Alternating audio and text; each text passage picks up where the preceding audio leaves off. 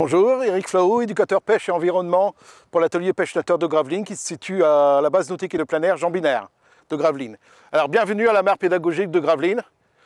Alors ici cette mare a été créée en 2 ans grâce à une subvention par l'agence de l'eau, entre autres, et puis par les travaux par la ville de Gravelines. Donc nous avons voulu faire une petite mare pédagogique car c'est vraiment un outil indispensable pour l'éducation à l'environnement. Ici on a tout ce qu'on veut, on peut faire des sciences, de la biologie avec les animaux, les plantes.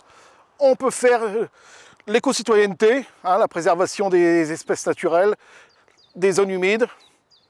On peut faire également des mathématiques, on apprend le cycle de l'eau, les paramètres de l'eau. On peut faire plein de choses dans une mare pédagogique. Donc je vous invite à me suivre pour découvrir cette mare pédagogique.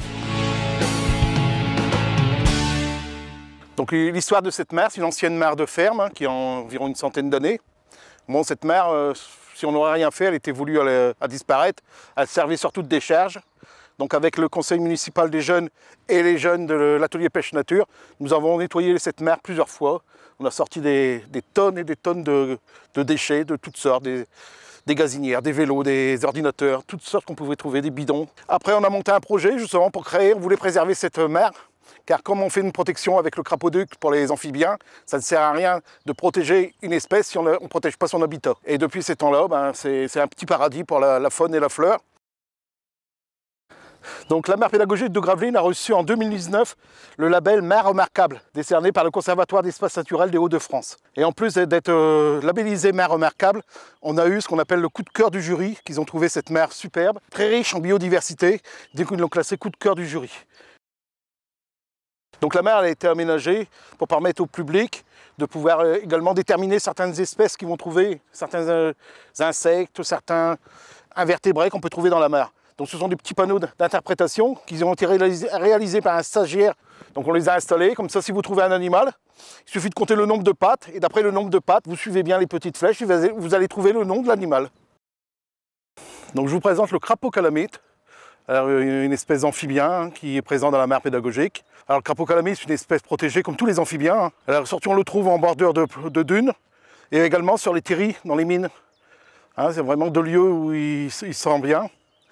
Alors espèce en voie de disparition, comme beaucoup d'amphibiens.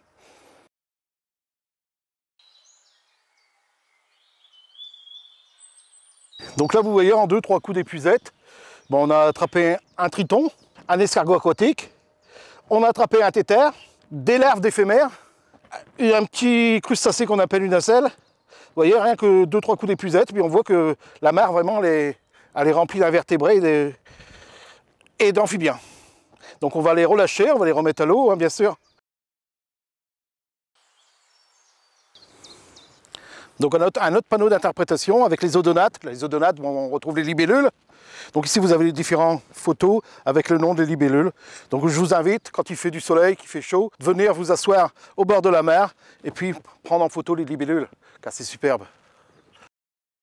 Donc ici on a un hôtel à insectes, donc ça a été fait par des jeunes, avec tout du matériel de récupération qu'on a trouvé. On a réalisé ce gîte à insectes. Donc comme on peut voir, déjà des insectes qui sont venus coloniser. Dedans il y a des abeilles solitaires, des coccinelles, des papillons. Et en dessous, ici, on a ce qu'on appelle un gîte pour les hérissons. En dessous du tas de bois, il y a une petite cabane qui a été aménagée pour les hérissons passer l'hiver. Ils ont également fait des nichoirs. Donc ici, on a un nichoir en haut, nichoir à chouette chevêche. Donc je vous ai présenté la mare pédagogique de Gravelines. N'hésitez pas à venir, écouter les grenouilles, observer les insectes, sentir les fleurs. Et c'est vraiment un petit coin de paradis dans un milieu urbain qu'il faut protéger. À bientôt!